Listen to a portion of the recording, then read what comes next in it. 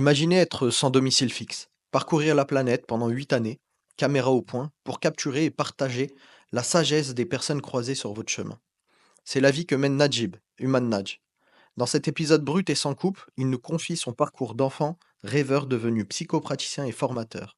Et il nous révèle comment chaque rencontre, chaque culture, chaque instant de vie a forgé sa vision du monde. De ses souvenirs d'enfance notamment, avec un ami dont les routes se sont séparées, à ses découvertes inspirantes à l'étranger, Najib nous livre un message puissant. S'ouvrir à l'autre et à soi-même est une aventure qui peut transformer nos vies. Son authenticité, sa passion et sa quête de sens résonneront en chacun de nous. Que l'on soit à la recherche d'un nouveau départ ou simplement curieux de l'humain, cet épisode s'adresse à tous ceux qui sont sensibles aux histoires de vie, à la force des émotions et à l'envie de s'élever. Préparez-vous à un échange inspirant et porteur d'espoir, où chaque mot vibre de sincérité et d'humanité. Let's go. Déjà, merci. Merci d'être là, euh, de me faire l'honneur d'être dans mon podcast, Avenue de la Marne. Pour recontextualiser, euh, c'est une invitation à parcourir la vie des invités que je reçois et faire le lien avec ce qu'ils sont devenus aujourd'hui en partant de leur enfance. Donc, première question, euh, avant de, avant vraiment de rentrer dans le vif du sujet. Pour ceux qui te connaissent pas, qui, euh, qui tu es aujourd'hui? Qui je suis aujourd'hui. Je vais déposer ceci ici. Euh, qui je suis aujourd'hui. Euh, je m'appelle Najib. Aujourd'hui, j'ai 33 ans. Je suis praticien en psychothérapie, formateur de psychopraticiens et je parcours le monde avec une caméra depuis près de 8 ans maintenant. Euh, février, on est en février, c'est la période là où tout a commencé. Donc, je suis un enfant qui continue de vivre son rêve. C'est beau. Si, si je te dis enfance, jeunesse, et que je te demande le nom d'une rue, qui te vient? Alors c'est pas une rue, c'est une avenue. Avenue. Ah bah, avenue de la Marne. Euh, de mon côté, c'était avenue de Muret. Avenue de Muret. J'ai vécu sur l'avenue de Muret. Avenue de Muret. Ouais. Je t'avais dit que mon cousin, non mais, ouais, non mais, ouais. T'as- Non, non, Dis-moi. non, mais Muret, quoi, tu vois. Ah oui, ah d'accord. Ouais, c'est juste ça. Ouais. Et- Ah, j'ai cru qu'il habitait avenue de Muret. Non, Muret, non. c'est à côté de Toulouse. Ouais, bah, L'avenue de Muret, c'est vraiment en plein cœur de Toulouse. Et ouais, c'est l'avenue qui me vient en tête. C'est la première avenue où j'ai appris à traverser des passages piétons. C'est la première avenue où j'ai failli me faire écraser par un vélo. C'est l'avenue là où j'ai récupéré mes premières pizzas, la sicilienne, la pizza au saumon puée. C'est l'avenue que j'ai empruntée pour aller au parc et jouer dès qu'on rentrait de l'école jusqu'au coucher du soleil. C'est c'est une avenue qui m'a apporté beaucoup. Ouais. et tu la visualises encore aujourd'hui, là? Oui, bien sûr, bien sûr. Et, Il y a eu des travaux. Je me rends compte, hein, c'est quand tu me poses la question, hein, il y a eu du changement. Euh, ils ont installé des pistes cyclables, ils ont installé un terre-plein central. parce que t'es retourné voir, c'est ça? Oui, j'ai Ou, toujours ma maman qui habite Hmm. là-bas. Mais est-ce que tu revisualises ton avenue du Najib enfant? T'avais quel âge à peu près quand t'étais là-haut? Enfin, t'es né là-bas, t'as grandi là-haut du coup, mais jusqu'à quel âge? Alors, je suis né là-bas et j'ai grandi là-bas, pas là-haut. Ici, ils disent là-haut. On a un sens, les gens disent là-haut. À Toulouse, on dit là-bas. Là-bas. Donc, On m'a déjà fait la réflexion, mais je sais très bien que. ouais, je vois à quel point ça peut être toujours perturbant. En tout cas, ouais, je pense la visualiser, mais ouais, je pense visualiser cette avenue. Ouais. Et qu'est-ce que on y voyait du coup, mis à part des passages piétons? On y voyait beaucoup de personnes âgées déjà à l'époque. on y voyait beaucoup de personnes âgées, donc chaque fois qu'on allait acheter le pain avec mon grand frère ou tout seul, on on a été, très tôt éduqués, à ce respect des personnes âgées. D'ailleurs, ma voisine, heu, notre voisine était une mamie, on l'appelait mamie Fop. Heu, je vois beaucoup de personnes âgées, c'est la première chose qui me vient en tête, hein. Et c'est tout pour l'instant. OK. C'est déjà bien. Ouais. Je suis moi-même surpris de cette réponse, tu vois? Ouais. C'est ce qui te revient en tout cas. Ouais, les personnes âgées. Et enfance, jeunesse, en 3 mots, ça serait quoi? Joie, bagarre et amour. Joie, bagarre et amour. Là, j'accueille parce que je connais le le Ah ouais? personnage. Joie, amour, Joie, bagarre joie, et bagarre et amour. amour. D'accord. C'était de la joie, beaucoup de légèreté, beaucoup de d'amusement. Tout, devenait sujet, à amusement. Je me souviens notre maman, on avait acheté, des encyclopédies Tout l'univers. Mmh. On avait 3 tomes et chaque page parlait d'un sujet en particulier. Mmh. Donc j'ai le souvenir que on n'avait pas les téléphones, on n'avait pas les réseaux sociaux, on n'avait pas les écrans. Mmh. Donc je feuilletais ce livre encore et encore et j'essayais de mettre en application de suite ce qu'il y avait, dans ce livre. Donc à un moment, ça parlait de collectionner des timbres, donc je me suis mis à collectionner des timbres. Ça parlait des téléphones, je me suis mis à collectionner des cartes téléphoniques, des bouchons en plastique. Tu un collectionneur? Ouais, je collectionnais beaucoup les choses. Je collectionnais, les jeux dans les Kellogg's, je collectionnais, les cartes dans les vaches qui rient, je collectionnais les bouchons, jusqu'à ce que 10 ans plus tard, j'apprenne qu'il y avait une association qui collectait les bouchons, donc j'ai tout donné et je collectionnais, tout ce qui pouvait être collectionné, je le collectionnais. Ils sont passés où toutes ces collections? Hem, je sais pas, je sais pas. Je pense qu'il y a une partie qui doit être encore dans, la maison dans laquelle j'ai grandi, à Toulouse. Et aujourd'hui, je collectionne les témoignages, tu vois? Je collectionne les rencontres. Donc c'est la base de ce qui se passe aujourd'hui, je pense. Mais ouais, la morphopsychologie, Ouais. c'est dans ce livre que j'ai découvert, justement, cette différence entre, les visages et ce qu'ils pouvaient exprimer. OK, On d'accord. Tu on viens de me ah, couper ma prochaine question ah justement, d'accord. mais parce que tu sais que en fait, à travers ce podcast, ce que je veux faire, c'est un petit peu, essayer de comprendre ensemble, pour ceux qui ne l'ont pas compris, le lien qu'il y a entre ce que tu fais aujourd'hui et ton enfance. Et c'est marrant parce que c'était ma prochaine question, mais ce que tu me dis, c'est qu'en fait, psychomorphologie, Mmh. c'est, tu en tête que, c'est dans un bouquin? Ah, la morphopsychologie, ouais, La ouais. morphopsychologie, ouais. En fait, on a eu la chance de grandir pauvre. On a vraiment eu la chance de grandir pauvre. Du coup, par exemple, une fois par semaine, notre maman, elle nous amenait au secours populaire et donc au secours populaire, bah, tu as les dépôts de gens, qui sont débarrassés de choses pour lesquelles ils n'accordent plus de valeur et ça, c'était un trésor immense. Du coup, j'avais le souvenir que quand ma maman, elle faisait ses achats, nous, on était là dans le côté librairie, jouets et ce qui nous parlait, on le prenait.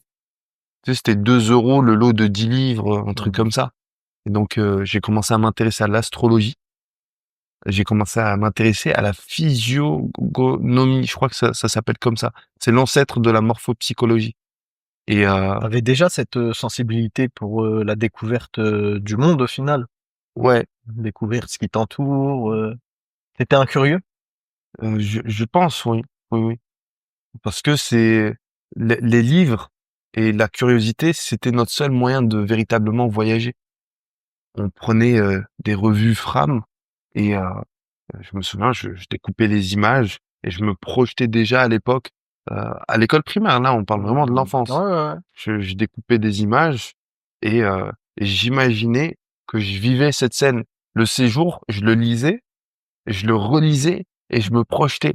Et j'essayais de me dire: «Mais attends, ce prix-là indiqué en francs, ça représente combien?» Tout ça, c'était énorme. Mais il y avait une soif de découverte, d'exploration et de rencontre qui a été cultivée par, le fait que nos parents ne voulaient pas trop qu'on sorte de la maison. Ils nous ont préservés.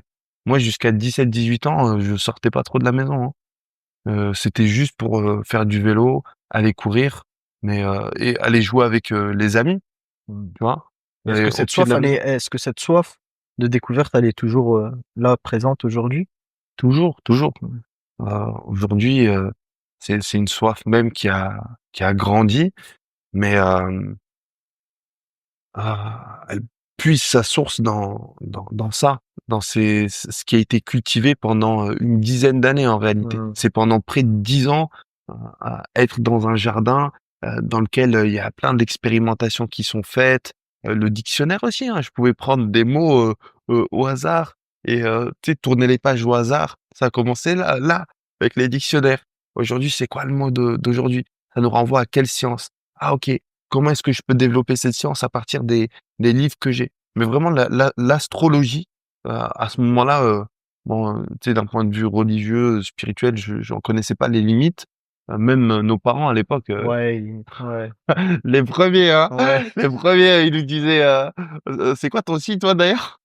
cancer. «Ah ouais? Ouais. C'est vrai?» Mon grand frère il est Cancer et OK. Et bah, tu vois, par exemple, Toi, Lion? non, Non? pourquoi? Tu quoi? Je sais pas, Je suis non? Balance. Bah, non, OK. Et en fait, tu vois, par exemple, par rapport au fait que mon grand frère est Cancer, bah, j'ai toujours été persuadé que je m'entendais pas avec les cancers. Tu vois, là, tu en train de Mmh. m'apprendre un truc, enfin, à l'époque, je veux dire. Ouais, bah, oui. Et c'était ça le problème de l'astrologie. C'est que si tu te tenais à ce qu'il te racontait, très rapidement, tu pouvais mettre des étiquettes mais je trouvais fascinant qu'on puisse définir la psychologie d'un À individu travers son signe astrologique. exactement, Ouais. à travers un archétype. Mmh. Mais au final, astrologie, archétype, ça te fait penser à quoi? Que tu fais Énéagramme, aujourd'hui? Ouais. énéagramme Mmh. et c'est ça, c'est, je trouve que dans notre enfance, on a eu la possibilité, d'explorer, sans limite.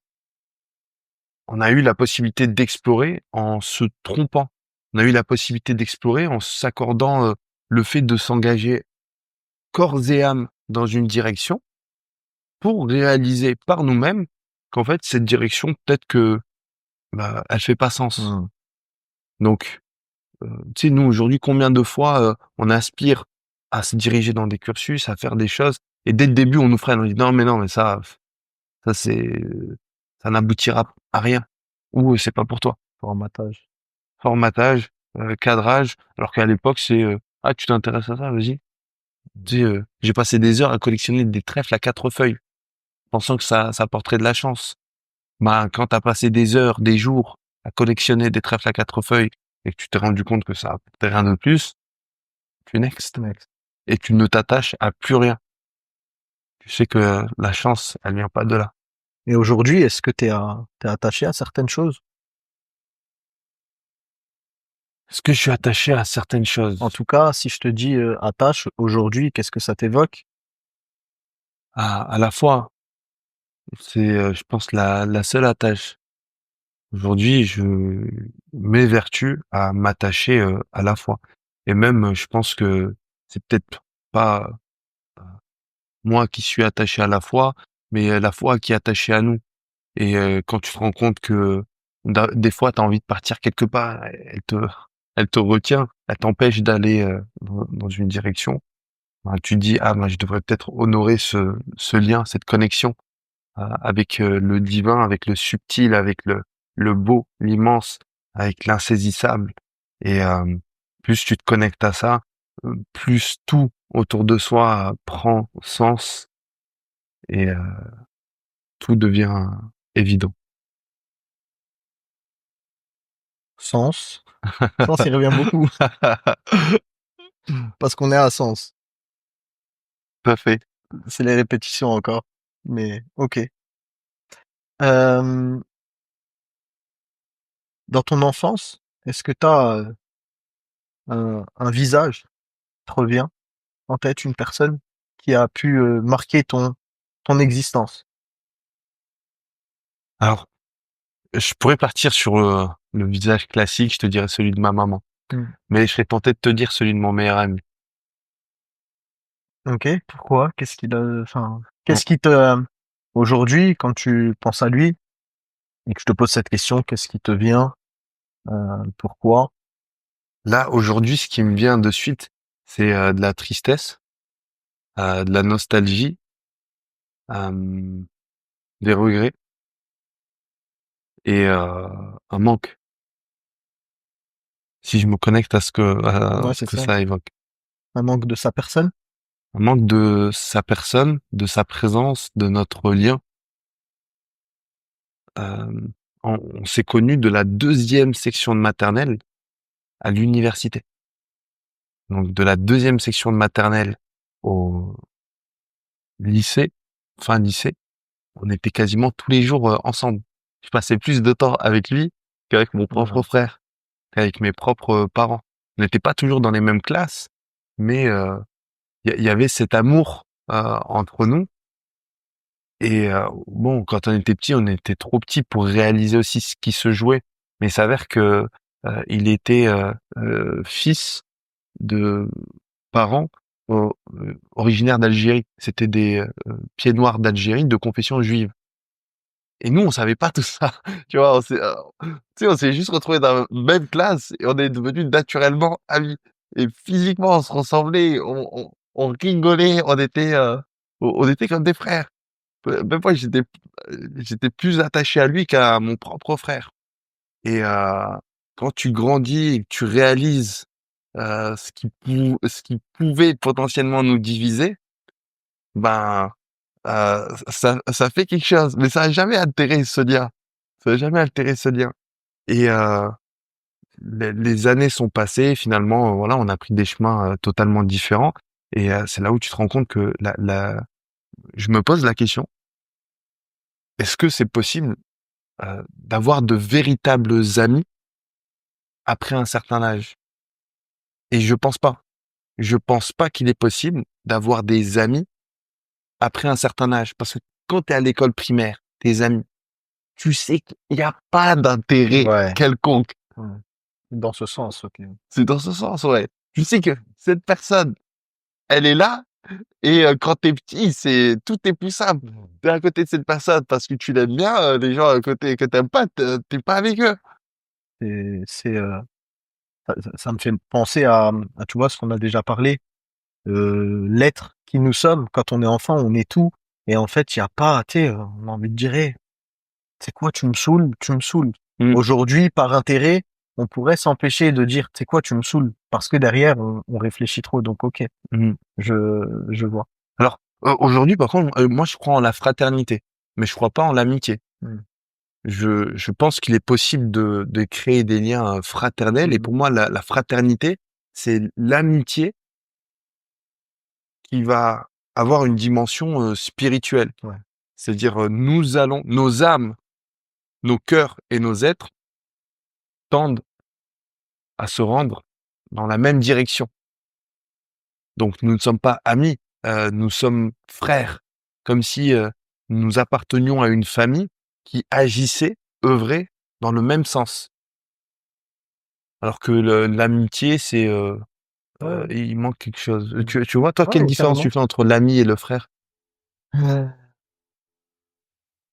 Le frère, il intègre une place particulière pour moi, dans le cœur. Et le frère, c'est celui à qui tu peux donner tout sans compter. Et il y a une phrase là, c'est vraiment, tu vois, ce que tu veux pour toi, tu le veux pour ton frère. Alors que l'ami, en plus de ça, moi, les amis, j'ai tendance à les catégoriser. T'as les amis euh, du rire, t'as les amis de la confidence, t'as les amis, je repense à plus jeune, parce que je te rejoins sur ça. Aujourd'hui, j'ai plus d'amis, tu vois. Je, j'ai des frères. Et avant, c'était les amis de confidence, les amis du rire, les amis de la fête, tu vois. Aujourd'hui, le frère, c'est tout. Et en fait, c'est tout. Et pour moi, c'est justement, c'est pas calculé. Je vis. T'es mon frère et voilà. Et ouais, la petite nuance, elle serait là où c'est pas de calcul et c'est ce que je veux pour moi, je le veux vraiment pour toi. Mais en fait, ça s'explique pas, ça se ressent. C'est Mmh, profond. mmh. C'est vraiment, je me donne à toi, tu vois. T'es mon frère. Je peux me mettre à nu devant toi. Alors que l'ami, cette notion de calcul, elle y est encore. Malgré que ce soit ton ami, ok, t'es mon ami, mais voilà. La petite nuance, elle est là. Mmh.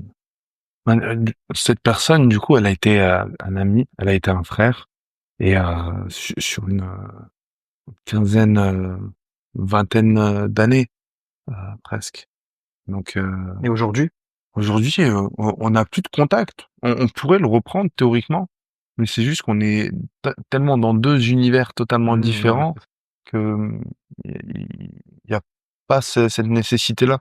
Mais je pense que les cœurs sont connectés. Hmm. Il y a cet amour qui est présent, et si demain je recevais un message de son père, de sa mère, ou un appel, je serais capable là, s'il appelait maintenant, tu vois, je me dis: «Ah, il faut que j'aille à Toulouse pour son père, pour sa maman, Hmm. ou pour lui, hein». Mmh. Ok. Donc grandir avec, un ami, un frère qui plus est, est différent, sur le plan religieux, mais présente des similarités puisqu'il lui aussi était originaire d'Algérie, en fait, Ouais, comme toi.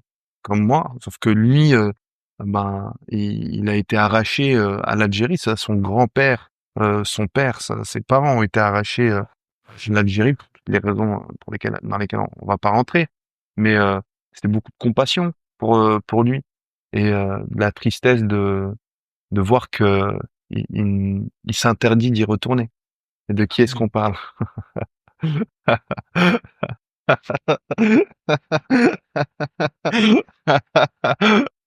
Ouais, ouais.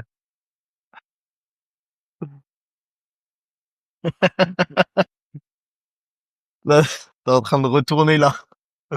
Ah, c'est du bon karaté, ça. C'est le tien, ça. Je pense qu'on peut le dire. Ouais. Tu es originaire aussi, Ouais. d'Algérie, Ouais. donc Ne t'inquiète pas que ça a bien fait. C'est ce que je dis, c'est pareil, ça se ressent. Donc, quand tu parlais, mmh, la question elle m'est venue en tête. Parle de qui? mmh, Donc, on accueille. On va laisser, infusé. voilà, infuser. Euh, tes rêves d'enfant, Mmh mh. je t'en rappelle, Mmh. c'était quoi? Alors, je voulais devenir Jackie Chan. Ah oui, je sais que C'est ouais, grand fan de Jackie Chan. Je peux prendre de l'eau? yes. Merci. Tu Go. veux de l'eau aussi? Non, merci. Tu es sûr? Ouais, Tu es c'est pas cool. tenté? On Non, partage la même tasse, hein, non, si tu non, veux. là, ça Mmh. va. Sers-toi. Jackie Chan. Jackie Chan, grand fan de Jackie Chan, et Jackie Chan, dans le dessin animé, il est architecte, dans le film, dans ses films, il est combattant. Il se retrouve souvent, à faire des explorations, à voyager. Heu, grand fan aussi de Picsou, pas pour l'aspect argent, hein, mais pour l'aspect, vraiment, voyage qui plus est en famille, avec ses neveux, avec ses petits, neveux. C'était, Hem, aussi, parallèlement, des rêves de simplicité. J'ai toujours, voulu, devenir, boulanger, tu vois? Et c'est un truc qui revient souvent. Ah ouais. Ouais, tu vu? Ouais, ouais, ouais. C'est Ça fou, hein? revient souvent, souvent. Mais j'aime trop le pain, mais je sais pas en faire. Et je trouve ça dramatique. T'aimes un truc, mais tu sais pas le faire. Non, mais par contre, t'en parles vraiment souvent. C'est vrai? Ouais. Ouais, mais boulanger, justement, je crois que c'est en lien maintenant avec des explorations qu'on a fait quand on était enfant. À l'époque, à Toulouse, on partait dans le sud et on allait, visiter des moulins, là où ils faisaient du Toulouse, pain, vous partiez dans le sud? oui, à Toulouse, on allait encore plus dans le sud de Ouais. Toulouse, du côté des Pyrénées, et on allait voir des gens qui faisaient du pain traditionnel. Tu te rappelles où tu ou pas? Non, Tu pas de nom mais même non? aujourd'hui, je sais pas, Dans le sud de Toulouse, ouais, OK. ouais, et Mais c'était avec l'école, de sortie OK. scolaire. Et on les voyait faire du pain traditionnel avec le moulin. Et moi, c'est ça qui me ferait vibrer, tu vois. T'es déconnecté du monde, tu parles avec Ouais, un accent comme ça, ouais. t'es avec des chèvres, du pain, du boursin, et, et voilà, quoi. Ça, c'est la vie. Est-ce que tu penses du coup, parce que là, Et du fromage. ça me conforte dans ce que je pense, Et de et l'orange. est-ce que son enfance, tu penses que l'enfance globalement, heu, elle suit l'homme, la femme qu'on devient? Est-ce que, tu vois la similitude, en tout cas pour toi? Et est-ce que tu penses que, il faut aller, creuser dans son enfance parfois pour, essayer de trouver, sa voie, son chemin? Alors, j'entends la question, et comment elle résonne en moi, c'est que c'est pas l'enfance qui suit, ce n'est pas l'enfance qui nous suit en grandissant, mais c'est l'adulte qui inconsciemment continue de suivre l'enfant qu'il était. Et il s'agit pas de creuser dans son enfance pour trouver quelque chose, Mais de creuser en soi, peut-être? de creuser dans l'adulte Mmh. pour laisser l'enfant émerger à la surface. J'aime bien cette métaphore. Je me suis rendu compte, la caméra, elle est très très utile dans ce processus de réflexion, d'introspection. Elle aide énormément dans la métacognition, se détacher de soi pour être observateur de qui l'on est. Et des années après avoir filmé mon propre bureau, m'avait parlé, hein. En fait, j'allais y venir, et ça me tenait à cœur aussi de te recevoir pour ça, parce que je voulais que tu l'évoques, Mmh. cette circonstance, on va dire, dans ce podcast. Ah, moi, j'invite vraiment tout un chacun à soit prendre en photo le bureau de ses enfants, soit à se questionner sur sa propre chambre. Heu, Quand on est enfant, on laisse beaucoup les passions s'exprimer, on laisse la spontanéité se manifester, et elle prend la forme de décors qu'en tant qu'adulte, on pourrait considérer comme étant banal. Alors que en réalité, c'est comme si l'enfant était en train de créer la carte, la structure de toute son existence. Et je reviens à cette histoire de bureau. Un jour, je tombe sur une image de mon bureau, je mets pause sur la vidéo et je me rends compte que déjà, j'avais planifié dans un langage subtil toutes les réalités que j'aspirerais à traverser en grandissant. On y retrouvait la dimension de voyage, de rationalité, d'intelligence, en lien avec les émotions, la psychologie. Heu, on y retrouvait la présence de la foi, des voyages, mais en tant qu'enfant, c'était pas évident Mmh. que ça allait donner cette conclusion. Mais en grandissant, quand tu te replonges, quand tu recreuses, du coup, pour laisser émerger ça, tu dis: «Ah ouais, mais en fait, tout était écrit».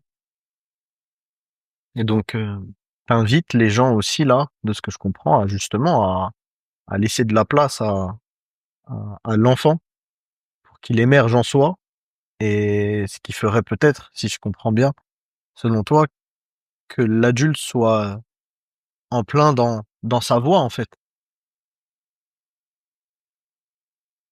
Mmh. Et il s'agirait de laisser cet enfant s'exprimer dans ses rêves les plus improbables.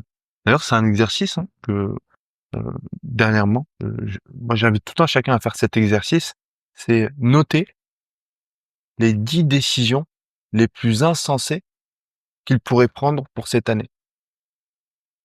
Si tu te posais cette question, quelles sont les 10 décisions les plus insensées, les plus improbables que tu pourrais prendre, bah, quelles seraient-elles? L'enfant, dans son mode opératoire, il est souvent dans l'improbable. D'ailleurs, c'est même son mode opératoire, et c'est pour ça qu'on tient un enfant par la main, Bah oui. parce qu'on sait jamais ce qui peut se passer. L'idée, c'est de se dire: «Tu sais quoi? Je lâche la main de cet enfant que je suis, et voilà, si c'est toi qui ouvrais la voie, quelle est la première chose que tu ferais? Mmh. Et c'est fascinant les réponses qu'on peut obtenir. Moi, je serais curieux de savoir, par exemple, toi, tu vois, si tu te posais cette question, les deux premiers choix que tu ferais, les 2 premiers choix les plus improbables. Aujourd'hui, tout de suite, je sais pas pourquoi il y a l'Afrique qui me vient en tête et partir en Afrique et la savane, OK. tu vois? Là, c'est claque, boum, Mmh. ouais. Ça, c'est une chose, improbable. Heu, une deuxième chose improbable,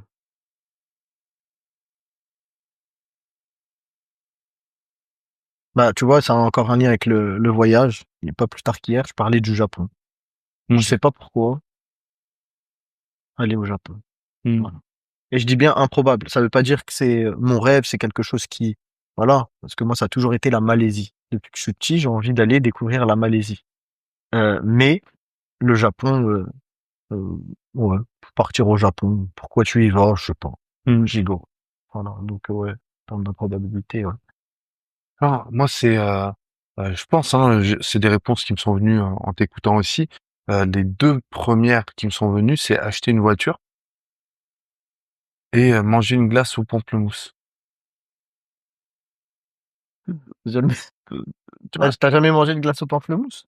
Alors, non seulement j'ai jamais mangé une glace au pamplemousse, mais je sais même pas pourquoi j'ai pensé à une glace au pamplemousse. C'est peut-être en ton visage, tu as la tête d'une glace. Tu une tête de pamplemousse, mon gars. Je voulais te le dire depuis longtemps. Tu me donnes envie de manger du pamplemousse. Alors, tu vois, ça peut être des choses aussi simples que ça, hein, Ouais, ouais, carrément. qu'une glace au pamplemousse et en réalité, c'est pas la glace au pamplemousse qui importe. C'est en actionnant cette volonté de manger une glace au pamplemousse, qu'est-ce qui va se passer?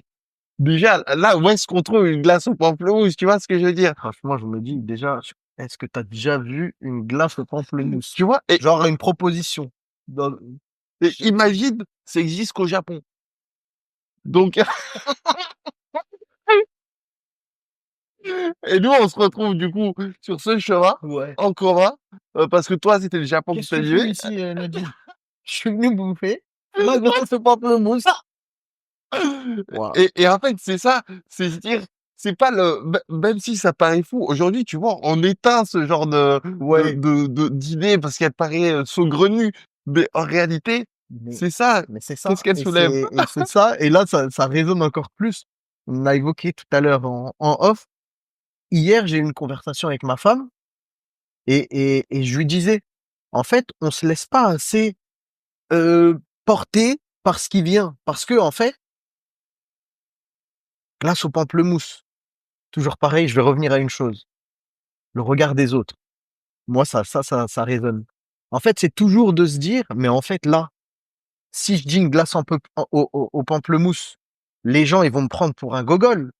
Donc beaucoup de personnes, ce qu'ils font, c'est, Mmh. non, non, mais ça, c'est trop gogol pour le dire. Mais en fait, c'est pas gogol pour toi, vu qu'on l'a en tête, mais c'est gogol pour ce qu'on va penser. Et je disais à ma femme: «Si je te pose la question: "Qu'est-ce que l'amour?"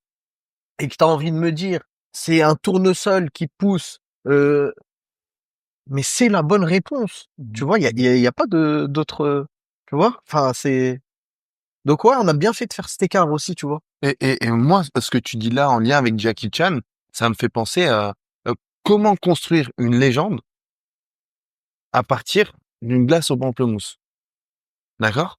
Donc la glace au pamplemousse, c'est, cette idée folle qu'on n'assume peut-être pas publiquement. Mmh. Bruce Lee, il est en train de cartonner. OK? Bruce Lee est en train de cartonner. Sauf qu'il décède. Donc tout le monde est à la recherche du prochain Bruce Lee. Et tout le monde fait du Bruce Lee. Jackie Chan, grand fan de Bruce Lee, il s'inscrit dans cette dynamique. Et il sent qu'il peut potentiellement être le digne héritier de De Bruce Lee. Bruce Lee. Tu sais ce qui a fait la différence entre Bruce Lee et Jackie Chan? Non. Ça se tient à un geste. Ah oui, c'est vrai. En fait, Jackie Chan, il s'est dit, mais attends, Bruce Lee, c'est le meilleur. Il l'a mis sur un piédestal. Si, mais quand il frappe Bruce Lee, il a jamais mal. Le gars, bonhomme, il montre aucune émotion, une virilité extraordinaire. Et Jackie Chan, il dit, mais moi, c'est pas moi. Quand je frappe, j'ai mal. Donc, au lieu de frapper comme Bruce Lee, qu'est-ce que je vais faire? Je vais frapper comme Bruce Lee. Et je vais Mais symboliser je la vais, douleur. exactement. Sauf que lui, ce qu'il n'a pas anticipé, c'est que en faisant ça et ça, il rajoutait de la vulnérabilité. Il rajoutait de la fragilité. Il rajoutait de l'humanité. Et Donc donc, les gens pouvaient se projeter. Ok. exactement. Et donc, le Bruce Lee qui était là, il était peut-être là, mais du coup, il était inatteignable en termes de niveau. Jackie Chan, de suite, ça devenait tout le monde. C'est vrai, hein, c'est fou. Ouais. Et donc, glace au pamplemousse ou aïe aïe aïe, tu vois, c'est ce tout petit truc. Nous, des fois, on va chercher un truc énorme qui va faire la différence, alors que personne ne nous demande de faire la différence, personne ne nous demande de chercher énorme, un truc énorme. Par contre, la seule chose qu'on peut attendre de soi, c'est d'exprimer cette singularité. Voilà. Oh là là. Ah là, je suis en train de voyager en même temps, c'est bien. Euh, est-ce que, est-ce que Najib, il s'est déjà éloigné de ses rêves d'enfant dans sa vie? Euh,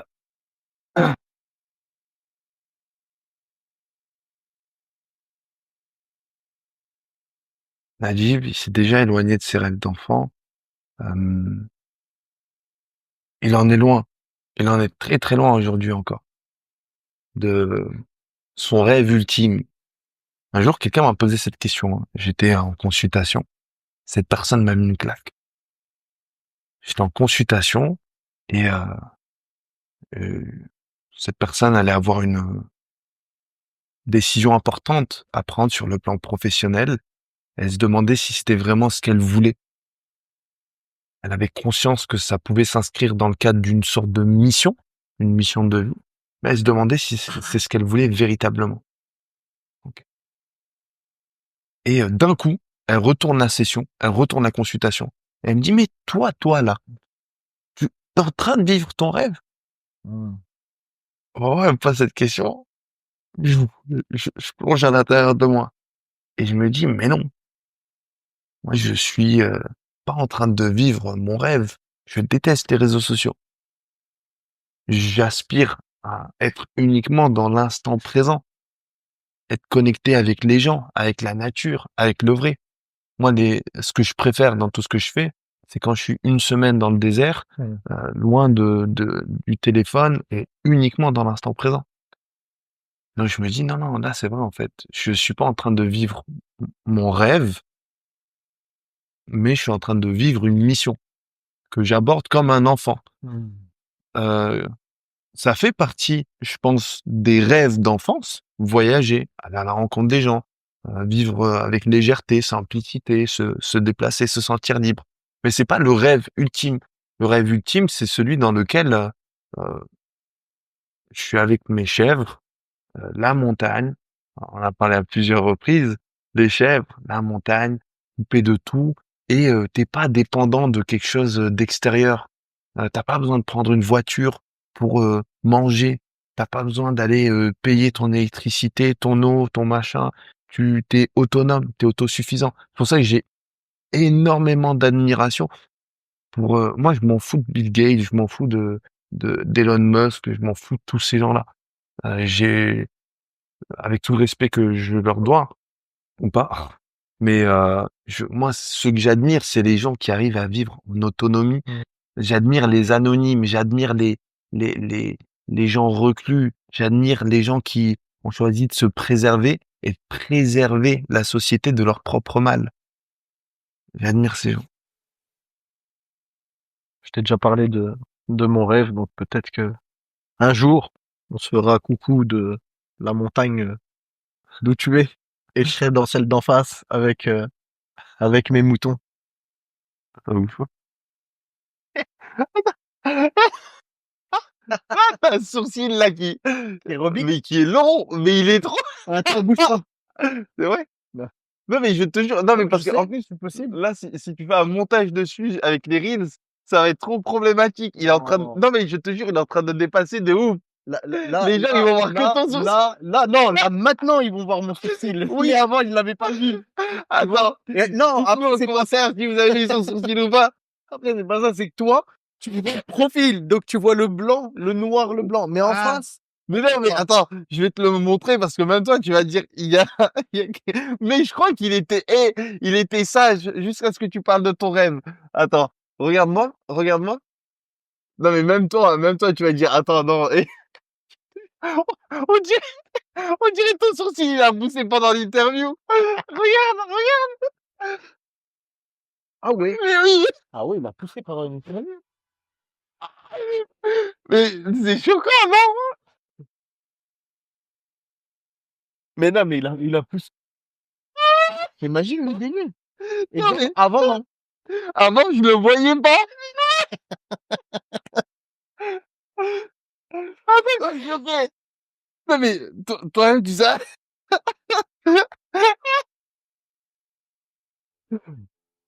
C'est ouf, hein. Tu savais que t'avais un sourcil? C'est ouf, hein. Bah, je arrache-le. Mais non, je veux pas. Sérieux? Ben oui. Non, mais j'y arrive pas. Ah non, mais arrête. Il faut une pince à épiler, je pense. Eh si, tu arrives. Ah, c'est bon. Mais regarde, tiens. Ouf, bon, j'espère que tu laisseras ce passage aussi, hein. Ah, on va tout laisser. Les barres. On va tout laisser. Non, mais t'as vu, je t'enverrai la Le vidéo. sourcil. C'est ouf. Ah ouais, le sourcil, il est venu mettre un socle à l'énergie. Je sais pas si Ah tu ouais? sens. Bah si, ouais, là, c'est bon, là, c'est. Moi, il est venu, moi, il m'a fait rire, donc, Bah oui. il a nourri cette énergie, je trouve, mais, ah là là. Un cil, ça me fait penser à quoi? À un poêle. Le fameux poêle. La cheminée. La cheminée. Qu'est-ce qui réchauffe ton cœur au quotidien? On en reparle dans une interview de Najib. Voilà, cherche pas à me faire une prise de kung-fu comme D'accord. Jackie Chan. D'accord? Ah, ok. Et reste dans le thème. Euh, on aborde un peu toutes les thématiques dans ce podcast. Mhm.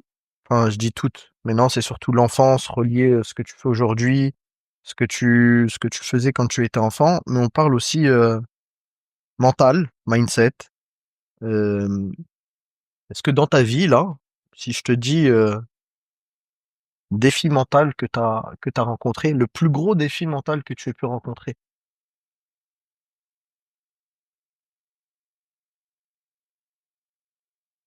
C'est celui d'exercer les psychothérapies au quotidien, hein.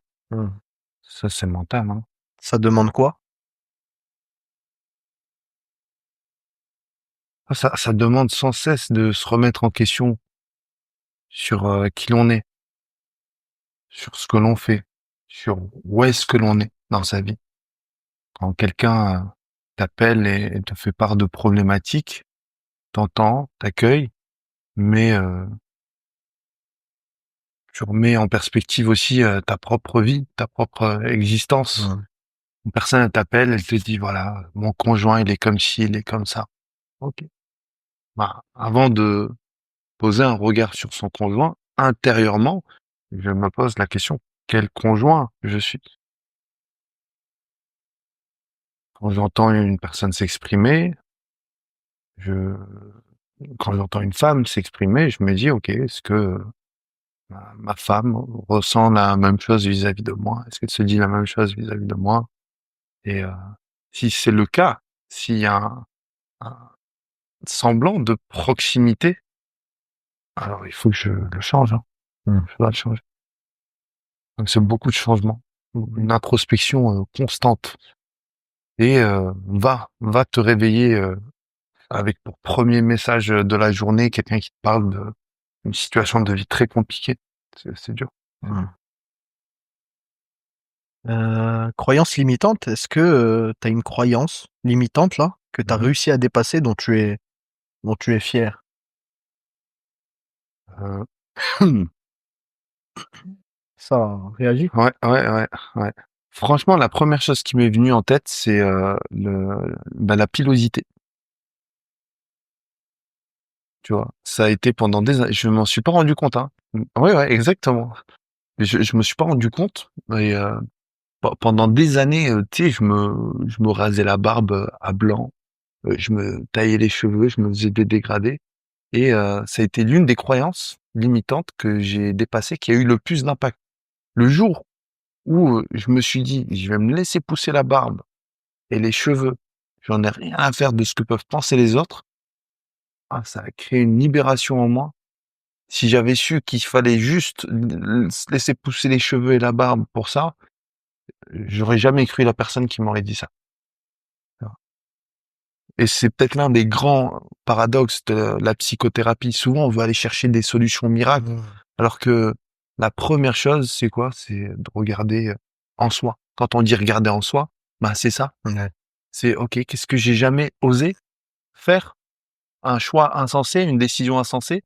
C'est quoi? Pourquoi dans ma vie je me suis jamais laissé pousser les cheveux? Ouais, voilà. Ouais. Ouais. Donc ça a été une croyance. Tu sais, tout à l'heure, tu vois, ça m'a renvoyé à un truc, parce que, tu sais, les choses improbables, même moi, la première chose qui m'est venue en tête, c'est me faire la boule à zéro. Mais en fait, je l'ai nexté, comme on en a parlé, parce que je me suis dit: «Oh, tu sais, c'est débile», Mmh. tu vois? Et c'est quand tu parles de tes cheveux, de te laisser pousser les cheveux, moi, c'est l'inverse, c'est OK.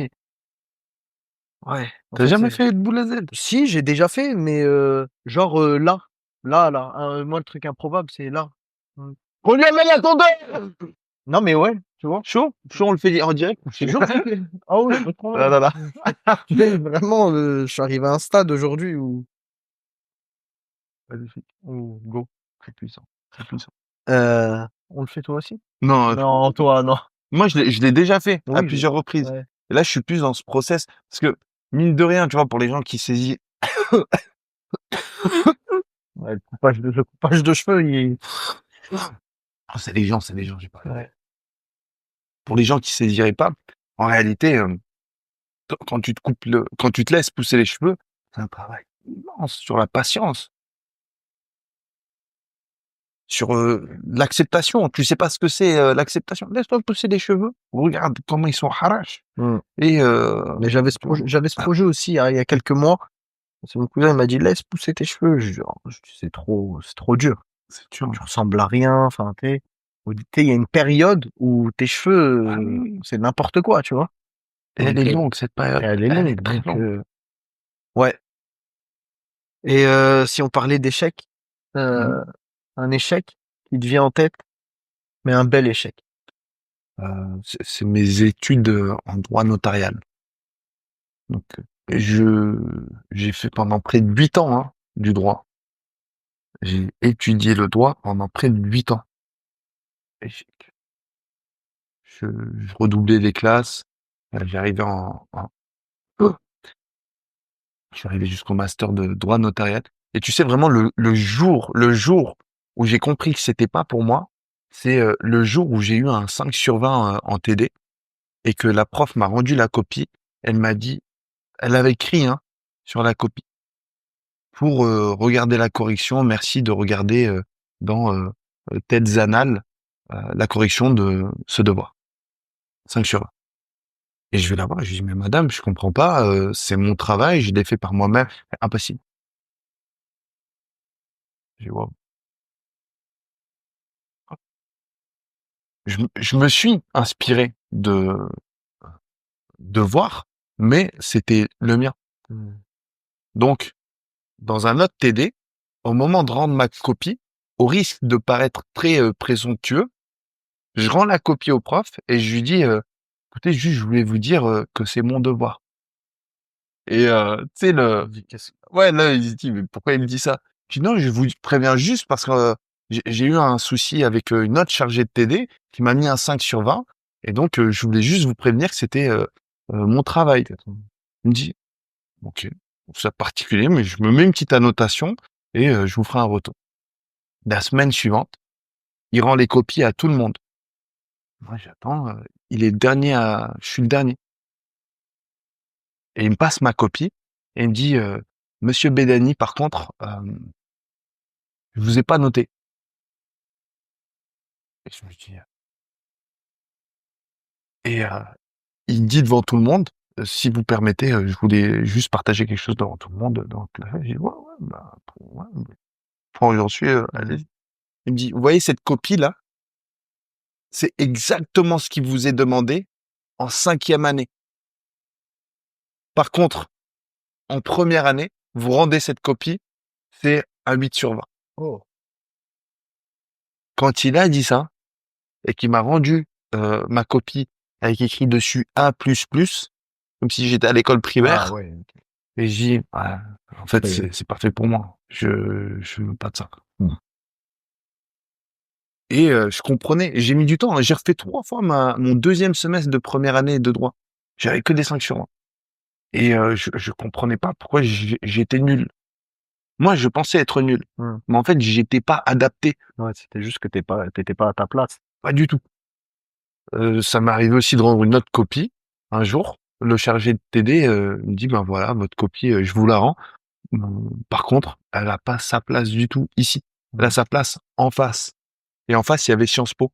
Mmh. Il me dit: «Votre copie, elle a sa place à Sciences Po, mais elle a pas sa place en droit».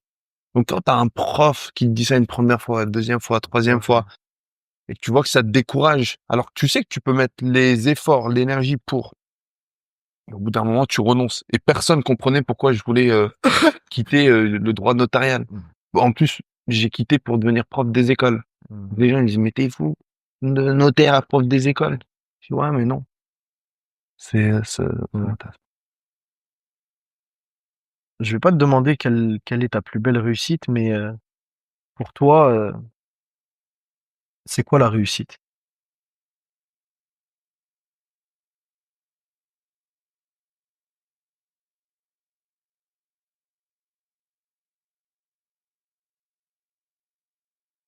En fait, j'ai une réponse, Ah! mais je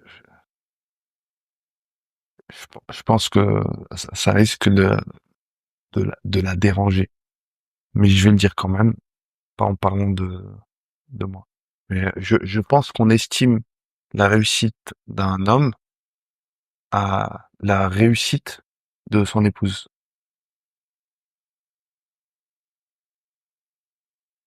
Pour moi, hein, aujourd'hui, la réussite d'un homme, elle s'estime à la réussite de son épouse.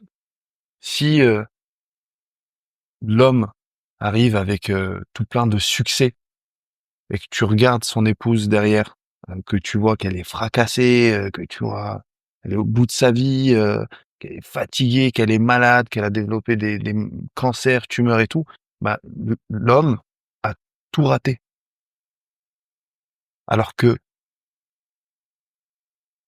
si tu vois que l'homme accomplit ce qu'il accomplit et que sa femme est épanouie, heureuse, en bonne santé, hein, en train de vivre, ses rêves, bah, là, on peut estimer, que l'homme a réussi et inversement, hein, parce que la réussite, d'une femme, aussi, elle se voit dans la réussite d'un on est 2 hommes, on est tous les 2 mariés avec, des femmes qui ont leurs épreuves, leurs succès, leurs réussites et on serait pas là où on en est si, elles avaient pas été là.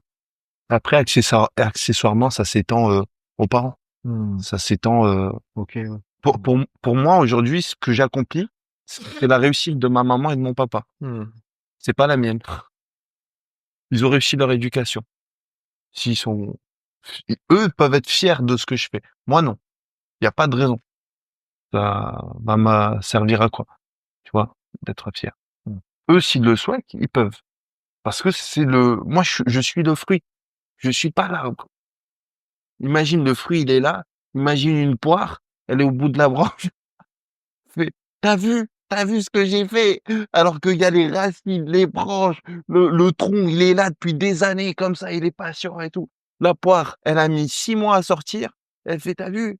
C'est grâce à moi que C'est l'arbre il grâce à tient». moi que non, mais ça l'image elle est forte parce qu'au final, je pense que ça peut résonner ça. Tu sais, souvent avec les gens qui se disent: «Je me suis fait tout seul». Moi, Ouais. c'est comme ça que là, mais je l'ai déjà entendu, enfin, je sais pas, il y a un truc avec ça. Soit on en a déjà parlé, Mmh mh. soit, voilà. Mmh. Est-ce que je peux t'inviter à te revisualiser le Najib d'avenue de Muret Mmh mh. Je sais pas où tu le revois, Dans sa chambre. dans sa chambre. Mmh.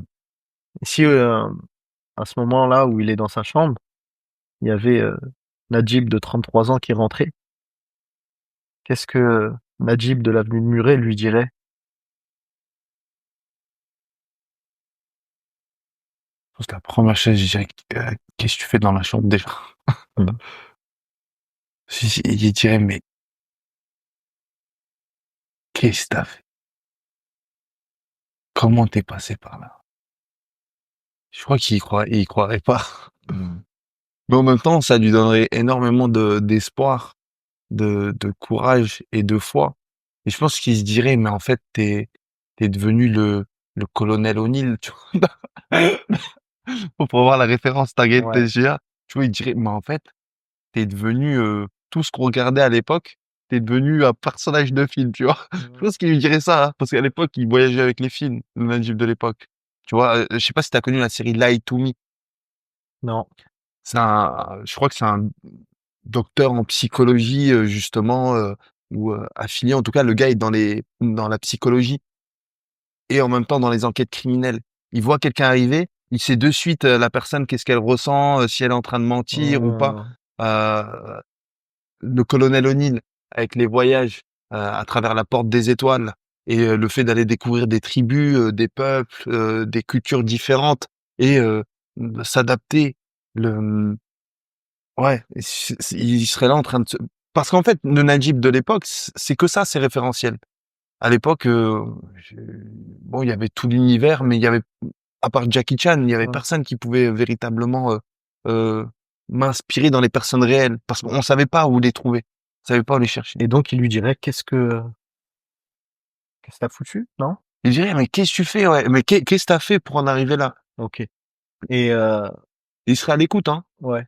Il Non, dirait pas ou ouais. tu voudrais qu'il lui dise quelque Ouais, chose? non, non, mais c'est ça que je voulais savoir, voilà, quand tu te revisualises, le Najib de l'avenue de Muret et qui verrait, Najib Ouais. d'aujourd'hui, qu'est-ce qu'il lui dirait? Je pense qu'il le questionnerait, en fait. Ouais, pas des questions. Ouais, il dit: OK. Qu'est-ce que tu as fait pour en arriver là?» Il dirait, «Qu'est-ce que tu as fait? Est-ce que tu es, heureux?» Hem, intuitivement, je pense qu'il lui demanderait, peut-être des questions, sur la foi. Il Qu'est-ce que dirait tu as fait? Est-ce que tu es heureux? Et des questions sur la foi. ouais. Et du coup, toujours replonger dans cette scène, dans cette image que tu as, qu'est-ce que Najib lui répondrait? Quel conseil il lui donnerait? Est-ce que tu es heureux? «Tu as vu ce qui s'est passé à Rouen?» Je pense qu'il lui ferait la même chose. Et il le prendrait, il lui dirait rien du tout. Moi, je lui dirais rien. Par contre, je lui mettrais une secousse Mmh. en mode: «Mais attends, qu'est-ce qu'il a voulu me dire?» Donc je le prendrais, je lui ferais faire 50 pompes sans aucune explication. Je lui mettrais un chèche sur les yeux et j'irais l'enterrer sans aucune explication. Et en fait, je me rends compte que c'est un peu ce qui s'est passé.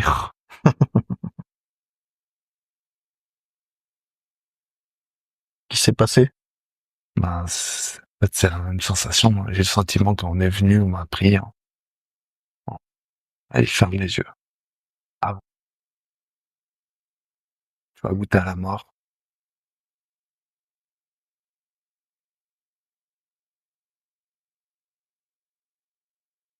Mmh.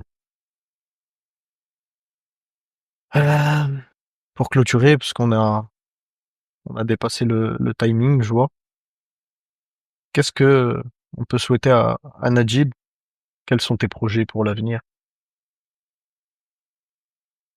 Alors, tu une idée de quand la vidéo sortira? Là, tout de suite, non, j'ai pas enfin, ou Avant les vacances d'été ou? oui. Donc, bah, il y a 2 séjours dans le désert qui arrivent, prochainement là. Un en octobre, un en novembre. Il y a certainement, une série de séminaires qu'on va animer, co-animer ensemble et donc ça c'est pour les projets. Ensuite, c'était quoi la question? Qu'est-ce qu'on peut te souhaiter? Mmh.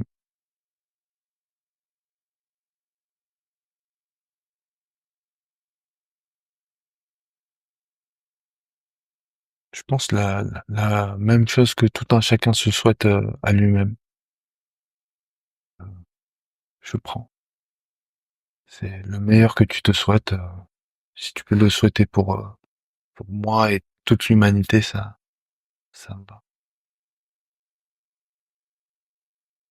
Est-ce que tu pourrais donner un dernier conseil à ceux qui regarderaient cette vidéo, ce podcast?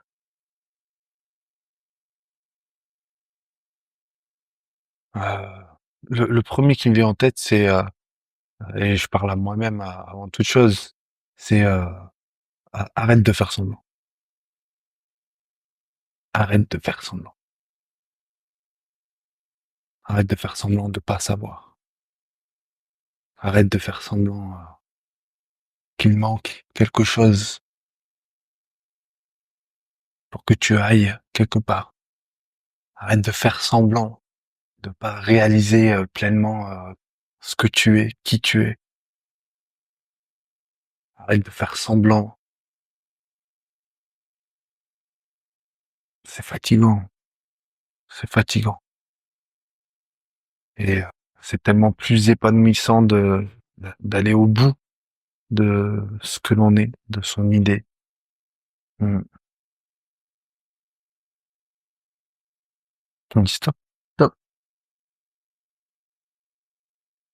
Tenez compte également de ce que vous savez maintenant sur les facultés de concentration et sur le rythme que cela peut induire.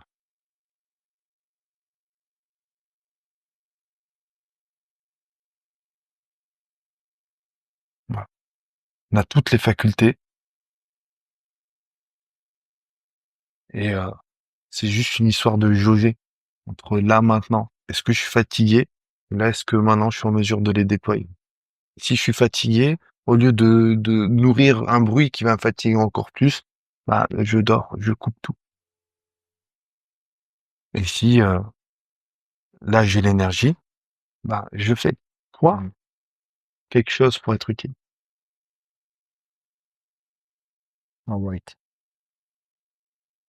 Pour terminer, 2 questions. Une question qui sera pour la prochaine personne à être à ta place, Mhm. que je lui poserai et qui répondra. Je ne sais pas qui, je ne sais pas quand, je ne sais pas où, je ne sais pas qui sera le prochain ou la prochaine, mais elle lui sera adressée. Mhm. Et la deuxième question, qui est pour moi, que je me prêterai au jeu d'y répondre face cam, Mhm. histoire de challenge pour Mhm. moi et de me donner de la matière et que je réponde comme ça. Alors, la question pour la personne suivante, c'est qu'est-ce qu'elle chanterait si, en tant qu'esclave, elle voulait se donner de l'espoir? Qu'est-ce qu'elle chanterait si toute la journée elle est en train de travailler dur dans des champs de coton en tant qu'esclave Se donner de l'espoir. et qu'elle voulait se redonner de l'espoir? Et c'est entendre que la question n'importe pas, la réponse non plus. C'est ce qu'il y a au-delà des deux. Et la question pour toi? Ouais, La que je question. répondrai dans un autre cadre du coup Mhm. du podcast et que je répondrai seul. J'ai juste besoin d'aller la chercher, si tu permets, ça va prendre 2, 3 secondes. Tac, tac. Ah, intéressant, ok. 36-33 ou 35, 35. Ah, qu'est-ce que tu pourrais souhaiter à toutes celles et ceux qui t'ont fait du mal? good question. Du coup, j'y répondrai face cam. Ça va aussi m'aider à donner mes pensées. Où on peut te retrouver pour Ah, ceux qui ne te connaissent pas forcément. T'as entendu parler de toi dans mon lit, dans là ton où j'aime lit. bien faire des petites Ouais. siestas, dans ma chambre, quand j'ai la possibilité de passer du temps, sinon c'est sûr. Là, c'est l'heure. C'est l'heure, j'allais le dire, c'est l'heure. Oh, siesta. Instagram, YouTube, TikTok, Facebook et sur psychologue.net aussi. Merci, Donc, en tout cas. merci à toi, Mehdi. Ce fut un peu plus long que prévu, mais c'était prévisible. Merci à toi Donc, pour toutes ces questions, pour ce temps, merci pour tout ce que et tu je fais, te tout ce que souhaite, tu réalises. comme je te souhaite tous les jours, ce que je me souhaite à moi-même, le meilleur, et tout ce que tu auras besoin pour grandir et réaliser ton rêve de berger en montagne. Un grand merci à toi, Mehdi. Je te souhaite le meilleur aussi. Merci pour tout.